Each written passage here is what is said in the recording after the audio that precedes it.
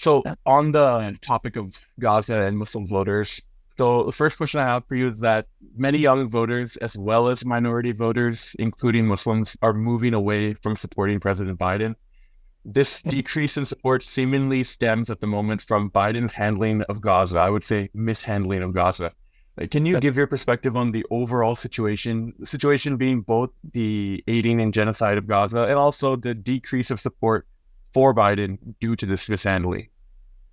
No, I think that people have ripped the veil off of the Biden administration and in many ways the Democratic Party. On the one hand, they make claims that they want to preserve democracy, yet they support anti-democratic forces in Pakistan.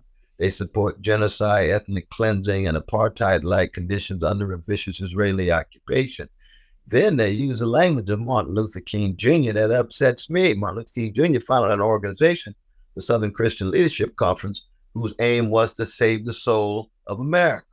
Now, Biden has the audacity to use that same language. He wants to save the soul of America when you are enabling the crime of genocide. Please, we were born at night, but not last night. We can see this overwhelming hypocrisy, and it's undeniable. And Biden can't even muster a call for a ceasefire when over 13,000 precious Palestinian babies and children have been killed by genocidal IDF forces. I mean, what are we talking about here? This is not a difficult moral litmus test, it seems to me. And, when you say this kind of thing, people call you anti-Semitic, or people say you're not sensitive to Israel and Israelis. And I simply say I would be saying exactly the same thing if there was an Arab occupation and domination of Jews, because it's a moral issue. It's a spiritual issue. I know that's true for my Islamic brothers and sisters who understand prophetic elements within the Quran. It's certainly true for my own tradition, prophetic elements in the Christian tradition. It's true for Jewish brothers and sisters with prophetic elements within Judaism. And therefore, for me, it's just a matter of moral consistency across the board. Now, I also believe, I'm in solidarity with Muslims in China. They're being mistreated. I'm in solidarity with the young Muslims in Iran who are being mistreated. I'm in solidarity with my Muslim brothers and sisters in New York and Chicago wrestling with Islamophobia. And of course, I'm always with, deep solidarity with any group that's suffering. Jewish, Muslim, Christian, black, white, red, yellow. That comes out of Irene and Clifton West too. And Martin Luther King Jr.'s legacy and his brother John Coltrane's The Love Supreme. So it's a moral and a spiritual issue that we can't find some zone of morality and spirituality in this overwhelming moment of barbarity we all are going under. The planet, democracy, decency, integrity. And we end up with the triumph of the Trump-like figures, just gangsters taking over everything. Yeah, definitely. And just to kind of go off of that, this moral quandary, this moral issue of, voting for Biden, aiding in the genocide is a huge, huge issue. And I told you I'm from Seattle. So for me, it was an easy decision, to be honest with you. We're a majority blue state. It doesn't really matter at the end of the day. Me, always going to be, between you, Jill Stein, other third parties. And most Muslims here, I think, are the same. The question that I get when speaking about this a lot is that, okay, for you guys, it's an easy decision. But for the swing state Muslim voters, we are being told every day that a vote for a third party indirectly supports candidates like Trump, or it's a wasted vote. I disagree with this, but how do you respond to these kind of criticisms for swing state Muslim voters? I tell my brothers and sisters of any color who make that argument that it is plausible but not persuasive. It's plausible because, yes, to think practically in realpolitik means your vote is strategic and tactical. But it's just hard for me to vote for any politician who is enabling genocide and killing children. I, I just, I can't conceive. So part of the problem is, yes, Trump is leading us toward a second civil war. It's true. Biden's leading us toward a third world war, not just in the Middle East, but with Russia, mediated with Ukraine, with China, mediated with Taiwan.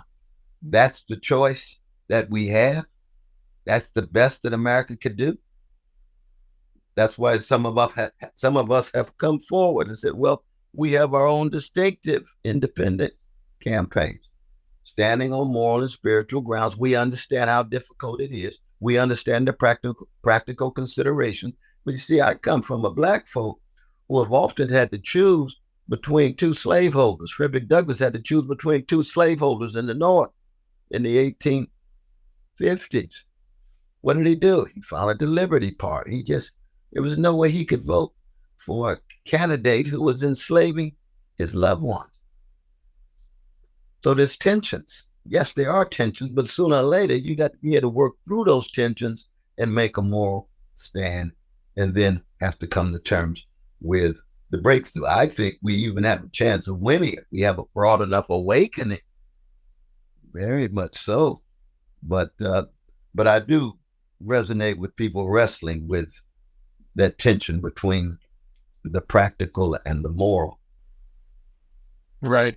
And like you said, there's these two options in many cases, whether it be Biden or Trump or slave owners or whoever. This two option rhetoric is difficult. So this is a big moment for Muslim Americans. I think we all have been radically pained by our nation's actions.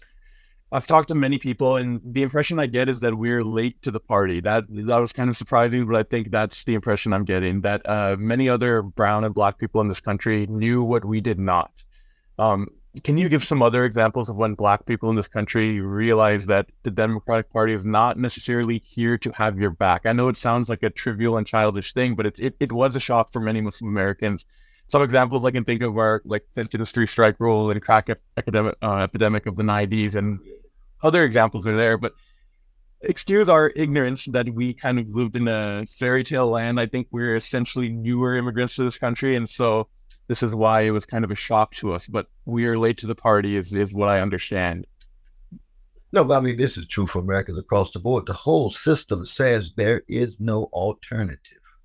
Both parties have been tied to Wall Street and war for a good while, but they say there is no alternative. You must choose the lesser evil. That's true, not just for Muslim brothers and sisters, but Americans across the board. Now, for black folk, we've seen the shift. The party of Lincoln was the party that was associated with abolition and the overthrowing of slavery. And black folk didn't really shift until FDR came along in the 30s. But FDR was still tied to a Democratic Party that was ruling over American neo-slavery of black people, Jim Crow and Jane Crow. So even FDR's breakthroughs, like Social Security, didn't apply to domestic maids. 85% of black women were domestic maids at that time. Didn't apply to agricultural laborers. Almost 85% of the black folk were agricultural laborers. That's my grandmother and my grandfather, right? So the New Deal, people thinking how wonderful it is, it excluded black folk. The GI Bill discriminated against black folks. So you can see how we've had to try to see through this corporate duopoly and still either choose lesser evil or break. I mean, the great Du Bois used to say that just, two wings of the same bird. So he just, in the 50s, he refused to vote for either, and he ran on the independent party, ran for senator in New York City, got 4% of the vote. W.B. Du Bois, of course, was one of the great scholarly giants, but he was politically involved in a serious way. So that I would say to my Muslim brothers and sisters, welcome to the club.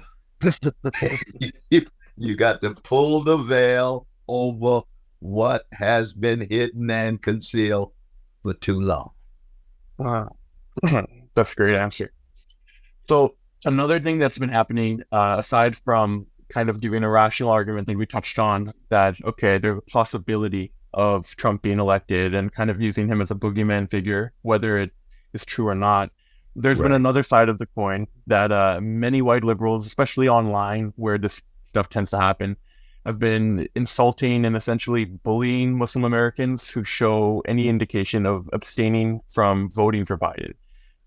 Can you comment on this behavior and give some words to Muslim Americans who are on the receiving end of this hate? I'm sure, again, like I said, we're late to the party. When Black people say that, I'm not so sure about this Democrat Party this time around, I imagine there's similar kind of rage and hatred that goes towards them.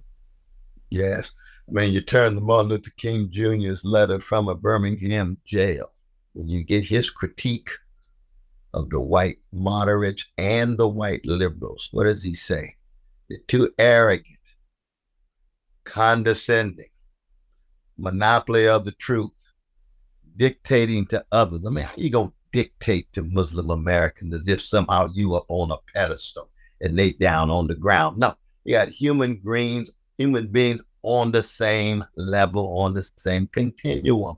And Black folk have had to come to terms with the arrogance and condescension and pomposity and haughtiness of too many white liberals. We're not saying all of them, but too many of them.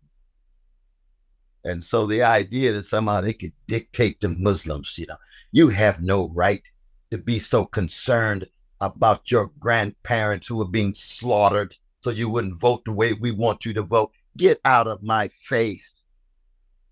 We're human beings like anybody else. We are as human as you are. And we make our choices. We have the same rationality. We have the same compassion. We have the same empathy. Let us choose. See, that's the kind of thing actually that helps fan and fuel a lot of the fascism. So much of Trump's social base has to do with their hatred of white liberals, their hatred of CNN, of MSNBC, of Harvard, of New York Times, Washington Post. Those are the bastions of white liberalism. And unfortunately, they swing toward an ugly and vicious fascism. But that's part of it. See, they can't stand the hypocrisy and the double standards and being looked down upon.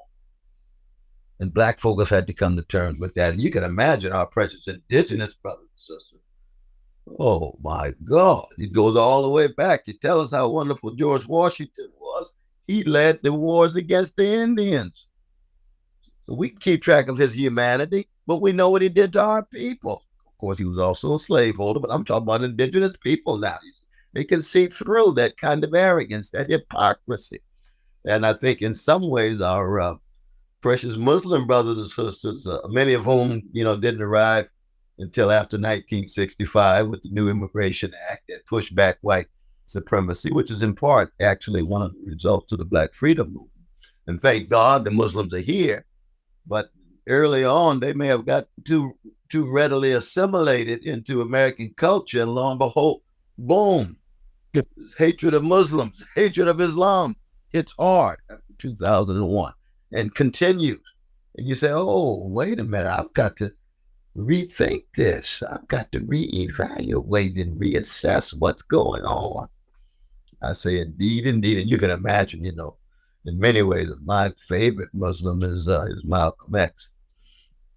And Malcolm put it clearly.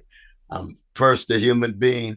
I'm secondly a Black man and Muslim simultaneously.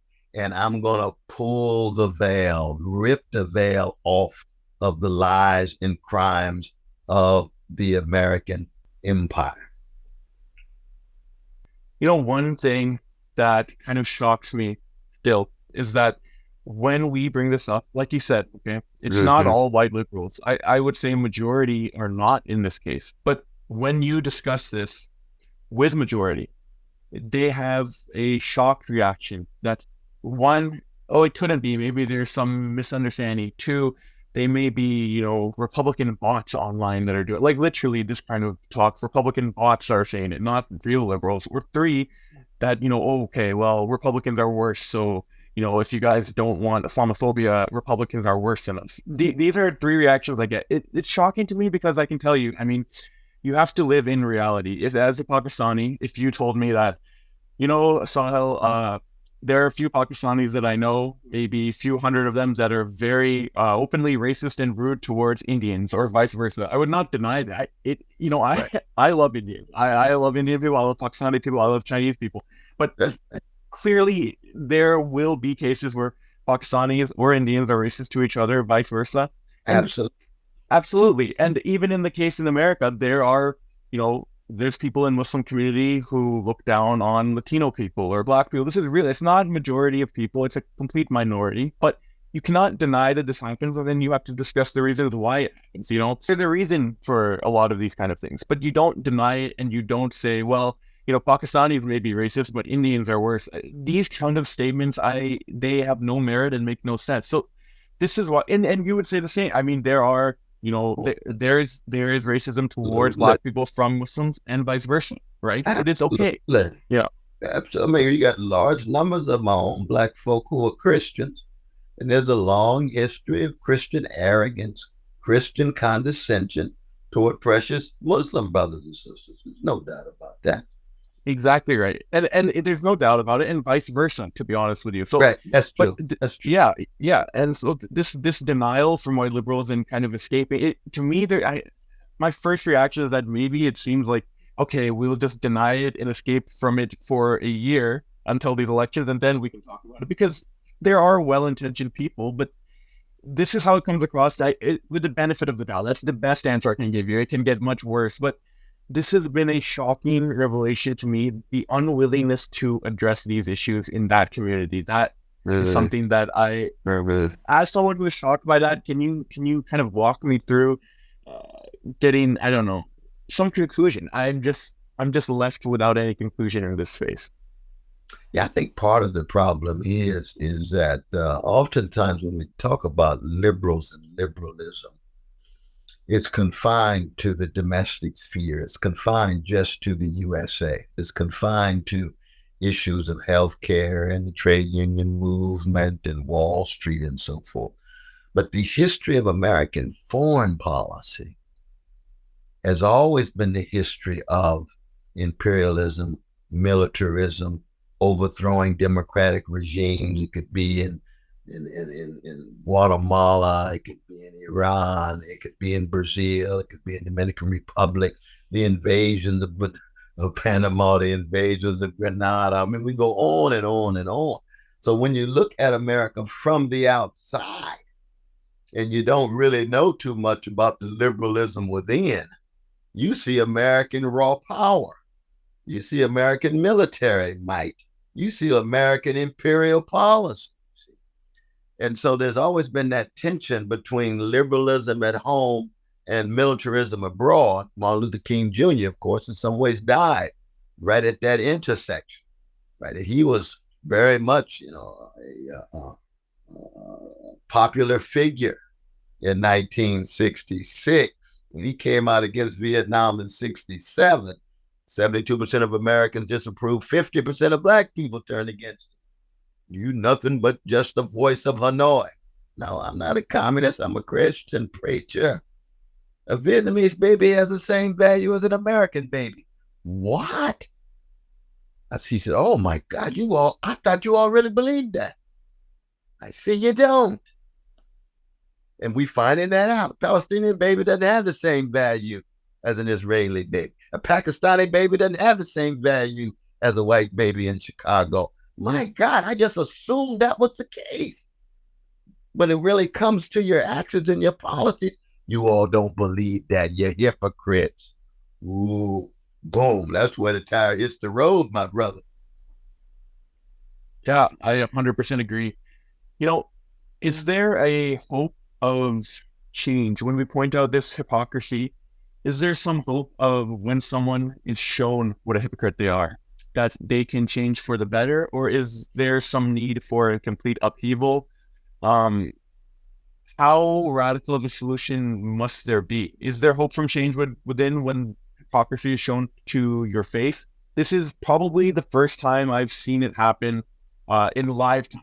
We are quick to say that we regret going to Iraq. Oh, we pulled out of Afghanistan. We regret the way we did it. This is the first time where we don't say we regret it. This is the first time we should say we Mm. are regretting it and need to change it. This is not a delayed experience. This is in real time. So pointing out the hypocrisy in the past, it's very easy for everyone to say, yeah, we didn't want to bomb all these Cambodians indiscriminately. We shouldn't have done that. But when you're doing it in real time, Yeah. is there a we shouldn't do that, or how are the chances of change in the now? Yes, no, it's a wonderful question. I mean, one, we should never confuse or conflate the policies, foreign policies, especially of elites at the top, with the variety of different views and opinions of everyday people at the bottom. Uh, there's a consensus at the top. U.S. total domination, 800 military units around the world, special operations in 100 countries. We won't dominate the world. Most Americans don't even think about empire. They don't even think about world domination. 62% of our fellow citizens dealing with paycheck to paycheck every month, trying to make it. So you don't really think about that in that regard. But there's always hope, though, brother. Why? Because no matter how many lies are told to hide crimes, there's always some cloud of witnesses, some slice of people who are willing to tell the truth and to seek justice. And when you look at the younger generation, what is it now? 70 some percent seen through the lies. What's going on in the Middle East? They don't believe the lies of Netanyahu. They don't believe the lies of the Israeli Defense Forces. They don't believe the lies of the White House. They don't believe the lies of the State Department and the Department of Defense here, you see. And that's very important. You see them on the young Jewish brothers and sisters, right? They don't believe the lies of their own parents. They don't believe the lies of their own grandparents. That's beautiful. Why? Because the truth is bigger than your family. It's bigger than your group and your tribe. And morality and spirituality is always bigger. Our Muslim brothers and sisters say what? There is no God. Allah. God is bigger. We Christians, there's first commandment. There is no other God. There shall be no other gods. It's bigger. So we ought to have both the humility, but also a tenacity, a courage, a fortitude to cut against the grain. And that's how you produce moral awakenings. That's how you produce spiritual renaissances where people become awake and say, oh my God, I've been duped. I've been accommodating myself to this hypocrisy. I will do it no longer. And I think there's a sense in which in the Muslim communities around the country, this is such a moment. This is such a moment, we didn't realize that Biden and the Democrats and the Progressive Caucus and the Black Caucus and others would be silent in the face of massive killings of precious Palestinian, Arab, and Muslim and Christian, because the Palestinians are Muslims and Christians, but disproportionately Muslim and secular too. Who would think that there would be a silence like that? Who would think you couldn't even get them to vote for a ceasefire in the United Nations? I mean, how low can you go? Yeah, I agree 100%. How low can you go is the exact statement I would describe it as. You mentioned the younger generation and this some 70% disapproval rate. I have no doubt that this younger generation went through what you describe as a spiritual renaissance or moral awakening. No doubt. Interesting. No doubt. But there is a difficulty that I'm having. So you grew up at a time of great revolutionaries, and I feel like my generation and the ones that will come after me don't have that feeling of being able or capable of making a great change. I think we all have this sense of nihilism in terms of societal change. What can my generation and those that come after do to accomplish the changes that we want to see in the world? Because we want to see it. I believe that there's a large awakening, like you said, but there is this complete sense of nihilism in terms of societal change and helplessness. Yeah, that's a tough one, especially given ecological catastrophe and the possibility of fossil fuel industry greed. leading toward the loss of life on the planet in a number of decades to come. See, I think that one has to make a personal choice as to what kind of human being you want to be. Will it be tied to integrity, honesty, decency, generosity? Will it be tied to narcissism and hedonism and individualism of the worst sort? And that means then that once you make that choice to be a force for good, that you're convinced you can leave the world a little better than you found it. And if, in fact, a historical moment arises where there's possibility for deep, fundamental, revolutionary change, that's a way of leaving the world better. If that historical moment does not arise, you still make an individual choice, a personal choice, an existential choice, and say, I'm still committed to that fundamental change. We just can't pull it off. But this is how I'm going to live my life. I think that's what's crucial. Because you don't want to make a moral choice predicated solely or primarily on the fact that a revolutionary change is going to take place. No. You're making a choice because this is the kind of life you want to live from your mama's womb to. Period. Now, if it results in a fundamental change, yes, that's beautiful. But I made the right choice anyway, regardless of whether this is a major revolutionary movement, a moment or not. That is one of the best answers I've heard. I think that really satisfies the answer of helplessness. I think on an individual level, you hit it right on the spot that you need to figure out the type of person you want to be in this world. And time moves so fast that you should start acting immediately. That's a great answer. It's true. Great answer. So this is a two-part question. So this is a time when America is sick of this broken two-party system. I think not only Muslim Americans in general, even young Republicans and young Democrats are sick of it. Everyone is sick of it. Quite frankly, I think some Democrats and Republicans themselves are even sick of it in some ways. Absolutely. No doubt. Yeah.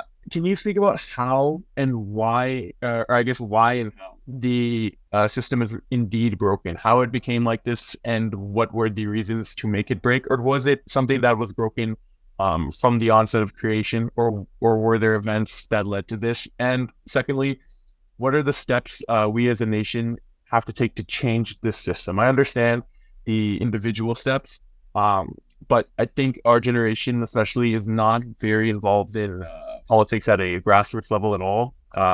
It's kind of a general statement, but I think it proves to be true. So what are the steps that we can take to change this around, whether it means improving the two-party system or changing it or addressing the issues that are there? Just any steps in general, I guess.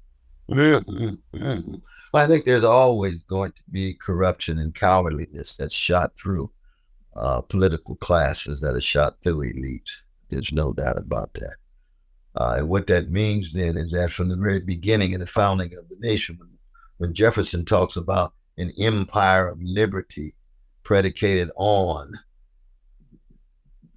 a certain perception of savages, then you already know he's got a settler colonial project in place. The European settlers, who themselves were persecuted in Europe, come and they have a choice. They can coexist or they can dominate and annihilate. That's a choice they make. The choice became one of domination and annihilation. The same is true with slavery. If you go from 1789 to 1865, most of your senators, congressmen, Supreme Court judges, presidents, shot through with slaveholders. So you figure, well, this is democracy, but it's a white supremacist democracy. It's a democracy, but it's a imperial democracy because they've already colonized and dehumanized indigenous people. And we know also it was the patriarchal democracy, right? Women couldn't vote until 1920. The country's founded 1776, Constitution ratified in 1789. So from the very beginning, you're going to have corruption shot through. And then the response to corruption will either be courageous. We've always had Americans of all colors who were critical of how indigenous people were treated, critical of slavery, critical of patriarchy, critical of capitalist attempts to push workers down in the name of profit. But you've also had cowards. And unfortunately, cowardliness tends to be much more widely distributed among not just the citizenry, you could argue the species, than courage does. People would rather adjust themselves to the status quo rather than call it into question. And yet we've been able to make some amelioration, betterment. We've been able to make some progress, but then sometimes you make progress and there's regress as well. You break the back of slavery, here comes neo-slavery for another 100 years. Look like you're going to treat indigenous peoples well for a while. Did you get some right-wing folk take over and want to take over their land, sacred land for profit and pipelines and a whole host of profit-driven projects that have nothing to do with the humanity and the religiosity of indigenous peoples? You got to keep fighting. Got to keep fighting. There's something I wanted to ask you also. So I recently saw, I think it was on Red Talk YouTube channel, you gave a story kind of about your situation as faculty of Harvard and what working with Palestinian students kind of led to. You talking about Brother Nick and Sister Jen on Red Yes, Nation? that's right. That's right. And no, Brother Nick and Sister Jen, they are superb, absolutely. Yes, exactly. So I wanted you to kind of describe that story to our listeners. The point being, when you realized in other instances of institutionalized suppression of Palestinian, whether it be voices or even activity at an institution level, this is, I think, shocking to a lot of people that, you know, when this happened for you, how it happened, something so simple as working with Palestinian students or activists led to problems. I think, I am very aware of this for the past 70 years, but a lot of people are not aware of even trying to help Palestinian students get a voice, even trying to discuss Palestine can lead to complications, whether it be your job, whether it be your, teaching facility firing you or not allowing you to go any further, whether it be as a student or a young up-and-coming worker in the workforce. Now people are seeing that, okay, people are getting fired for just speaking up for Palestine today. That this has always been the case. And I want you to kind of speak on that because it's very important people understand that this is not new at all. This is such an old issue. No, that's very true. I mean, I was blessed to be faculty advisor to my precious Palestinian brothers and sisters at Harvard. But each time we had gathering, it was difficult just to get a room on campus. The Kennedy School and others would push us aside. The Department of Near Eastern Languages and a few other departments tended to be a little bit more open, but it was very, very difficult. It was also very clear that various professors, some of them were Israelis, actually, were turned down for tenure if they were critical of the vicious Israeli occupation, you see. And I had a long history going back to working with one and only Edward Said in Columbia, one of the greatest public intellectuals in the country, Palestinian brother. That I was going to be morally consistent. So I'm deeply concerned, very much so. And we ended up, being viewed as anti-Semitic and disruptive because they want to bring in figures and voices and want to have debates about BDS, the boycott, divest, sanctions movement with Brother Omar, living in the West Bank. And we did pull it off, but it was difficult. It was difficult. Each semester we had to go through this struggle. Now, it's ironic, really, that the president of Harvard gets pushed aside because she's viewed as not being sensitive to the needs of Jewish students. And of course, Jewish students deserve protection, respect, like any other student.